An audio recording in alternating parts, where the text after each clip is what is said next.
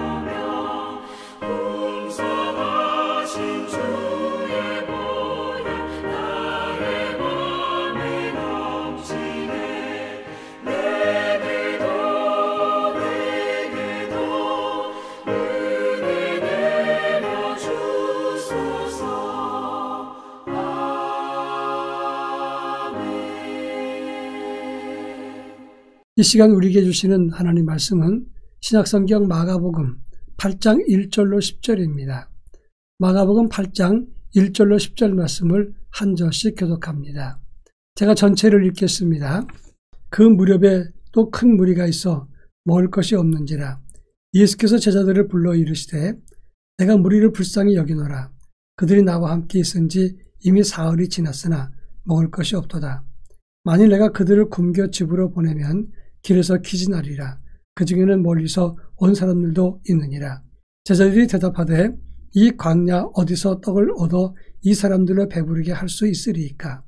예수께서 물으시되 너희에게 떡 몇 개가 있느냐? 이르시되 7이로 소이다 하거늘 예수께서 무리를 명하여 땅에 앉게 하시고 떡 7개를 가지사 축사하시고 떼어 제자들에게 주어 나누어 주게 하시니 제자들이 무리에게 나누어 주더라. 또 작은 생선 2마리가 있는지라 이에 축복하시고 명하사 이것도 나누어 주게 하시니 배불리 먹고 남은 조각 7광주리를 거두었으며 이 사람은 약 4,000명이었더라. 예수께서 그들을 흩어 보내시며 그 제자들과 함께 배에 오르사 달마누다 지방으로 가시니라. 아멘. 예수님의 기적 중에서 오병이어의 기적은 사복음서에 모두 기록되어 있습니다. 그런데 떡과 물고기를 가지고 많은 사람을 먹이신 기적 사건은 오병이어 기적 말고도 칠병이어 기적도 있습니다. 칠병이어의 기적은 마태복음과 마가복음에만 기록되어 있습니다. 이 오병이어의 기적과 칠병이어의 기적이 다른 것은 오병이어의 기적이 유대인들을 위한 기적이라면 칠병이어의 기적은 이방인을 위한 기적이었던 것입니다. 이 사건은 갈릴리 동쪽 데가볼리 지역에서 예수님의 기적을 일으켰습니다. 예수님의 가르침과 기적은 영혼 구원에만 있는 것이 아니라 인간의 굶주림, 이것도 결코 외면하지 않았다는 것을 오병이어나 칠병이어 기적을 통해서 말씀하고 있습니다. 그리고 중요한 것은 예수님은 유대인들을 뿐만 아니라 이방인을 위한 기적도 일으키셨다고 하는데 의미가 있습니다. 그 이유는 예수님은 유대인의 구주가 아니라 온 인류의 구세주이기 때문이라고 하는 것입니다. 이 칠병이어의 기적에서 오늘 본문은 무엇을 다루고 있는가 함께 살펴보겠습니다. 먼저 2절과 3절 말씀 보면 예수님은 이방인이지만 데가볼리 들판에 모인 사람들을 불쌍히 보셨다고 하는 것입니다. 먼저 1절에서 나와 함께 있은 지 사흘이 지났는데 먹을 것이 없다. 그리고 2절에 보면 그냥 굶겨보내면 그들이 기진하리라. 저희들 중에 멀리서 온 사람도 있다라고 말씀했습니다. 예수님의 마음에서는 자기 동족 유대인뿐만 아니라 비록 이방인이지만 갈릴리 동쪽 데가볼리 지역의 이방인들도 하나님 말씀을 듣기 위해서 왔으니까 그 영혼을 불쌍히 여기셨다고 하는 것입니다. 여기서 예수님의 인도주의적인 모습을 발견하게 됩니다. 인간은 하나님의 형상을 입은 존재입니다. 따라서 배고플 수도 있고 위기를 만날 수 있는데 그리고 억울한 일을 만날 수도 있다고 하는 것입니다. 그런데 사람들은 자기 편이 아니면 신경을 쓰지 않습니다.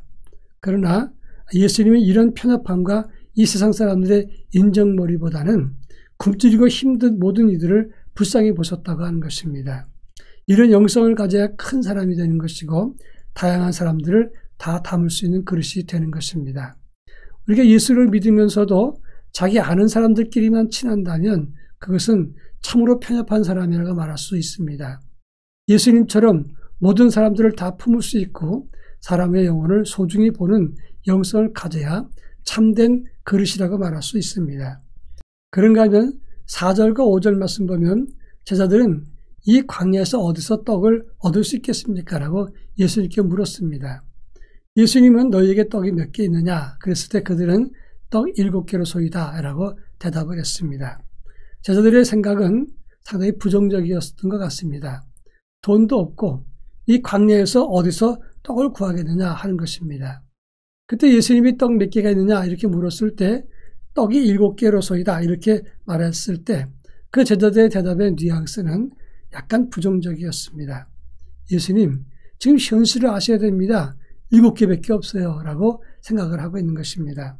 사실 이들의 태도가 틀린 것은 아닙니다. 이 많은 사람을 어떻게 책임질 수 있겠느냐 하는 그런 생각입니다. 또 예수님이 이방인 군중을 보고 그리고 불쌍해서 결심감이 떨어지는 그런 대답을 하고 있다고 생각을 했습니다. 중요한 것은 이 제자들의 생각은 틀린 것은 아니었지만 예수님 앞에서 이러면 안 되는 것이다 하는 말씀입니다. 그는 하나님의 아들이시고 무에서 유를 창조하신 하나님입니다. 그 하나님 앞에서 아무리 인간적인 생각이 옳다고 해도 이렇게 대답을 해서는 안 되는 것입니다. 하나님의 아들, 그분이 그 일을 행하시도록 옆에서 협력하고 돕는 자가 되어야 된다고 하는 것입니다.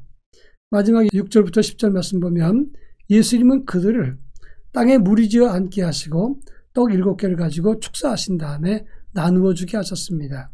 그리고 작은 생선 2마리를 붙잡고 축사하신 다음에 또 나누어 주게 하셨습니다. 그리고 배불리 먹고 7광주리를 남게 하셨는데 그때 먹은 사람이 약 4,000명가량 되었더라 이렇게 말씀하고 있습니다. 예수님은 그 후에 달마누다 지방으로 가셨다라고 말씀하고 있습니다. 예수님은 첫째로 불가능을 가능케 하셨고 배고픈 사람들에게 먹이셨습니다. 그리고 영적인 말씀을 주시면서 동시에 그들의 육적인 문제도 해결해 주셨다고 하는 것입니다. 그리고 난 다음에 달마누다 지방으로 가셨습니다. 이 달마누다 지방은 막달라 지방을 말하는 것입니다. 다음 지역으로 이동하신 것은 자기를 영무시하면서 사람들이 몰려오는 것을 금하셨던 것이고 또 한 가지는 더 넓은 곳 다른 곳에 가서 바로 하나님 말씀을 전하시기 위해서 이동하셨다고 하는 것입니다. 사람은 큰 일을 일으키면 거기에 머물고 싶어집니다. 그리고 사람들이 자기를 주목해 주기를 바랍니다. 그러나 예수님은 또 다른 목적을 가지고 곧바로 자리를 이동하시면서 거기에 멈추지 않았습니다. 더 넓은 세계를 향해서 나가신 것입니다. 우리도 이 같은 영성과 믿음이 있어야 할 것입니다. 다 같이 기도합니다. 우리도 영혼을 불쌍히 보고 채우는 삶을 가지게 하옵소서. 또 한 가지는 더 넓은 곳에서 더 큰 곳을 향해서 그리스도를 증거하게 하옵소서. 다 같이 기도합니다.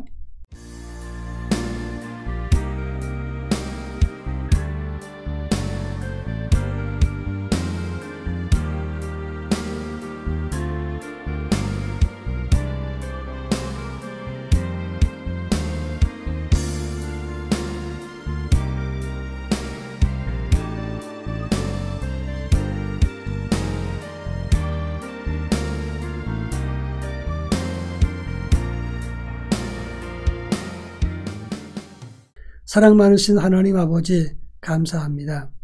저희로 하여금 예수의 제자로 살게 하시니 고맙습니다. 영혼을 불쌍히 여기면서 누군가에게 도움을 주고 영육 간에 협력하고 그리고 도와주는 영성과 믿음을 가질 수 있도록 은혜를 덧입혀 주옵소서. 더 넓고 큰 것을 향해서 나아가 바로 예수의 복음, 예수가 그리스도 되심을 나타내고 증언할 수 있도록 저희들에게 은총을 덧입혀 주옵소서. 예수님의 이름으로 기도합니다. 아멘.